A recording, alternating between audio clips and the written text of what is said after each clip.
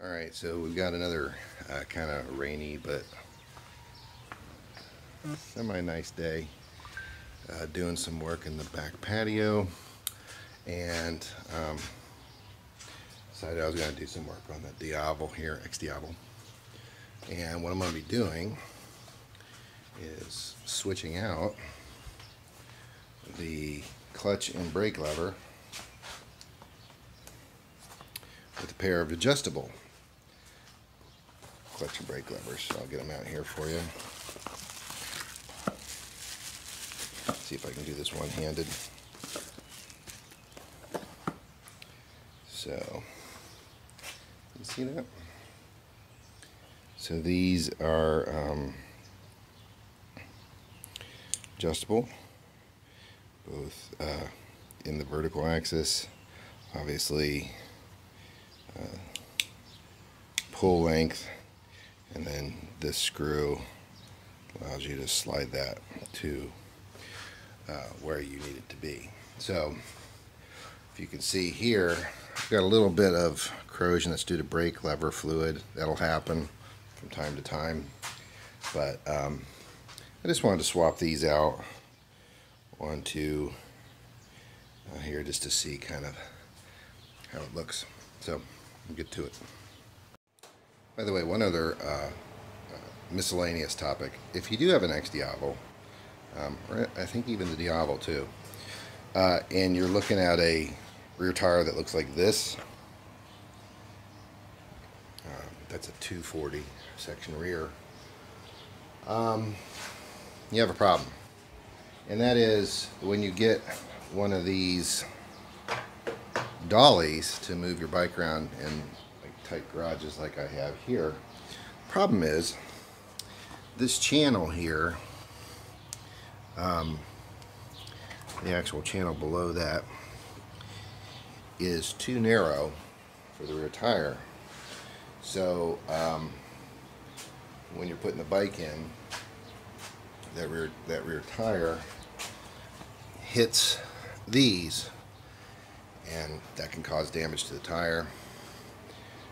Not good. So what I did was threw a 2x4 or 2x8 in there, 1x8, sorry, and 1x8, and cut it to length, and then threw some no skid material on that, just to kind of take up some of that trough, so the tire rides higher, and so you're riding up in this area, so the sides don't rub against that, and it works great. I highly recommend that. I think I got mine at Harbor Freight. Doesn't everybody get everything at Harbor Freight? But it's fantastic for moving a bike around in a confined space, getting it up against the wall, making room for parking your other vehicles, or just working on it like I'm going to be doing now. So I'm going to be working on the clutch and brake lever, and just want to turn the bike around so that those are facing outside so I can use the sunlight, and throw it on that, and piece of cake. So, but yeah, you got to fill in that trough if you've got a 240 section rear, and otherwise, so then it works fine.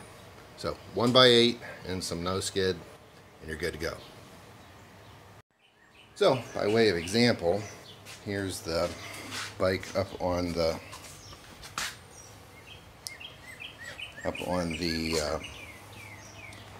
dolly, and back here down at the rear you can see how the tire is up away from that, and then over on the other side, see. Now if I didn't have that board down in there, and I think I have material, I have a layer of this under the board as well, then that tire would rub on the sides of the trough and wouldn't actually run on the bottom of the tray. So and I didn't bolt it down, no need to do that. The way the bike holds it fine, doesn't move, so I'm moving the bike around, or I'm rolling it on, rolling it off, no problem. But yeah, and so by way of example again. I was able to turn the bike around in this confined space. Super easy. So now I can work on the clutch and brake levers with sunlight. So, yeah. Okay, so I got the old lever off. And what I had to do was, is that going to focus for me? Drive that pin out so that I could get this lever out so that I could get the plunger out, because this wouldn't move far enough inside there to clear that to come out of the hole. So this is going to go into the new hole right there, which will then depress the plunger up here. So that plunger with the rubber seats inside that weather seal and activates all the good stuff. So, back in a minute. Alright, so quick update. Not a snafu really, but something to be aware of. If you look right here, I don't know if you can see that, that's a plunger. There's a rubber plunger on that, and that's now in there, that goes on this booty, right? And that itself goes in there once the lever is on. Problem is, that plunger didn't want to go in. It was not really easy to get that in there. This cover is so supple and just not flimsy, but it's meant to move around. You couldn't get that in there. So thanks to my lovely wife, Rocky came out and helped me.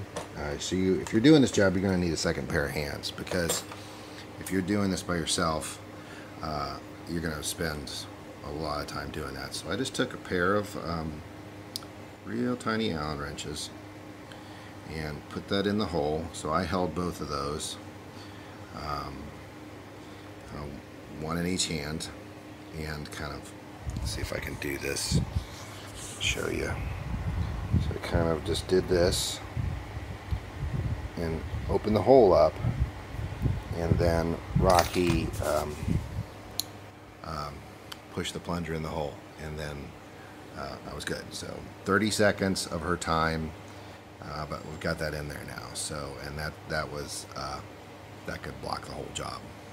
So I'm going to continue on. Little lube on both the axle and the portion of the lever that holds on to that, and we'll continue on with the installation.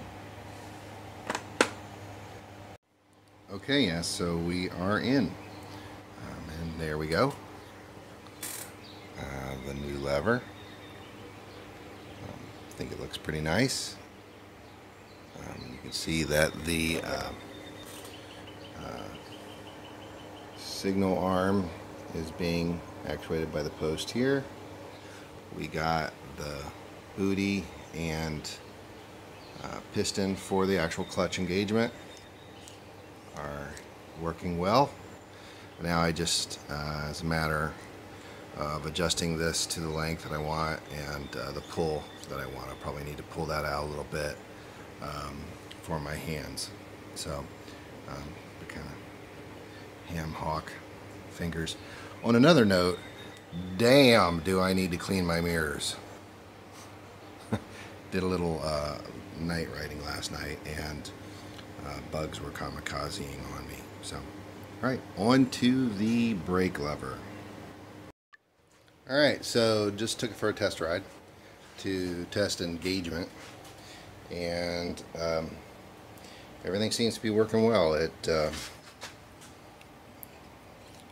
gauges at the right place and works. So now on to the brake lever, and I'm really hoping the brake lever is going to be a lot easier. There's really not as much going on over here. but still going to need the extra set of hands for the plunger, and we're still going to have to tap out that front piece to get the plunger and piston out. So onto the brake lever.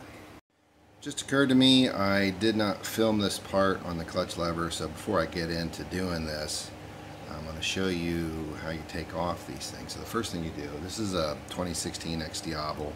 Some of the videos that are out there are a little out of date for the switch gear here in terms of the retaining nuts and whatnot. Older ones I think had a stamped item. It's not really the case here. So first thing you do is, so I might actually post this out of order. I may post this first, but I already did this on the clutch side. This is on the brake side. Same for both sides. So the first thing you start with is to take off this nut right here. It's kind of Loctited on. It's 10 millimeter. You probably want to use a crescent. Get that off of there. Then what you're going to use is an Allen wrench, and that will go down into, can I get the aiming right? That will go down into there. Let me get that on camera. A little bit dark, and that will need to screw out because that is actually screwed in. This axle is actually screwed in to this bottom of the mounting bracket there. So that's step one.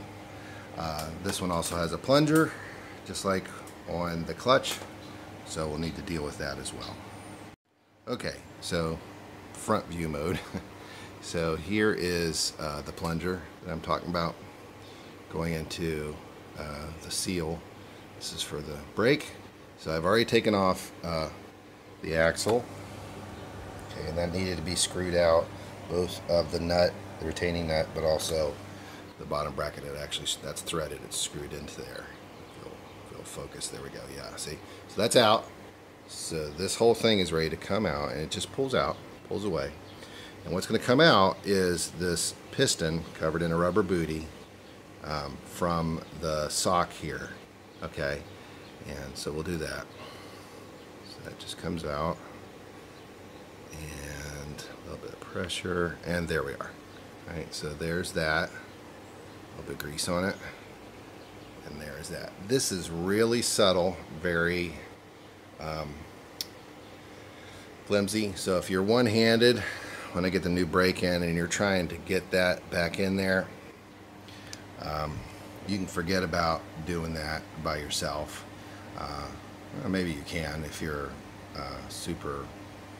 you're better than I am. So, but really all you need to do is have a friend hold that open, or yourself hold it open with a couple of tiny little Allen wrenches, Allen keys, and then you can put that back in. Just put that in.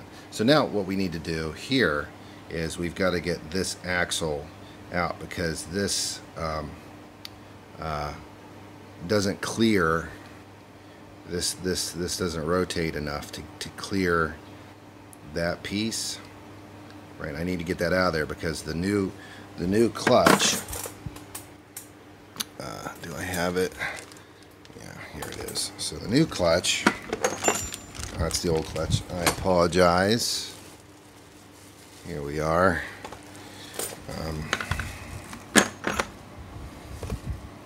Right, so the new one does not have that piece.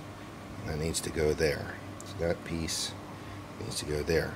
So what you need to do is hammer that out to support the whole brake with a lever, and hammer that out so that this whole thing can lift out. And what I did with the clutch and brake was I just labeled up a baggie and put all the parts back in there. So got all the stock parts for later.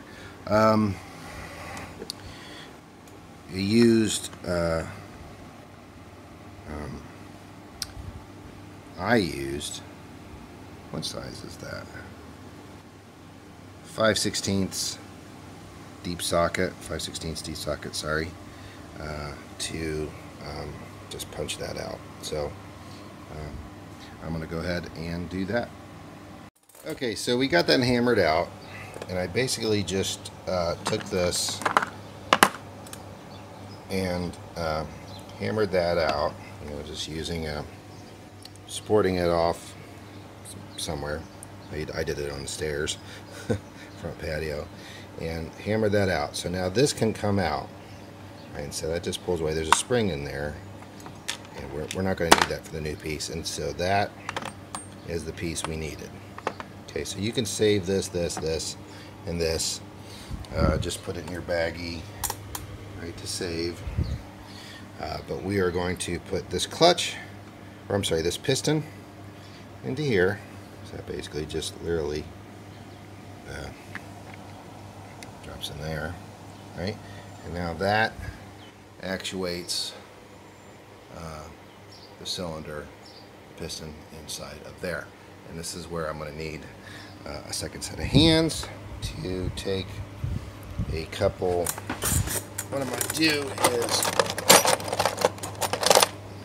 right, take a couple really small Allen wrenches and hold that open. Then I'm going to have somebody else put the piece in. So I'm going to, you can put this in while it's outside of the brake lever, and then when you're mounting the brake lever, you just put the brake lever. This can be in here, right, sitting, and it'll just hold in by itself. I do it whole side down, and then the brake lever can go on while this is in place. So there's enough play there that you can get that slid into place and then mount the brake lever. So I'm going to go get my helpful second hands. She's inside right now. We'll do that, and I'll come back after I've got that on. Okay, we got that piston into the booty. So you can see here, I just have it sitting. That focus for me. Yeah, doesn't need to be focused. You can still see it. So that's just sitting in there. That'll just hold. And then I can take the brake lever. This is where it goes. That part right there. And we can put that up on there. There's enough play to do with that. I'm not going to do that on camera, but we'll come back when we got that on there. By the way, it is really hot here today. To my friends out in Sacramento and New Mexico, I think it's like 95, 97 in the garage. And to my desert friends, you don't know heat until you've been in 95-degree heat with like 80% humidity or something like that. There is no equivalent in the desert at all. You could be 100, 105 with no humidity there. And it's just a walk in the park. Not so when the humidity's up. Okay, so we're going to get this on, and I'll get back to you. Okay, so we got that in there. I'm just now so the piston's in, and that's behaving correctly. You can hear the activation. The armature here is activating the switch. Focus for me, so you can see that working. And now it's just a matter of tightening this down, and then we will put the retaining nut on the bottom. Then we just snug tighten that. Okay, on the short side. So I tend to break things. I over torque. So we'll put the retaining nut back on.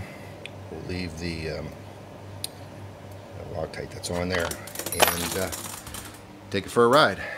See how everything lines up.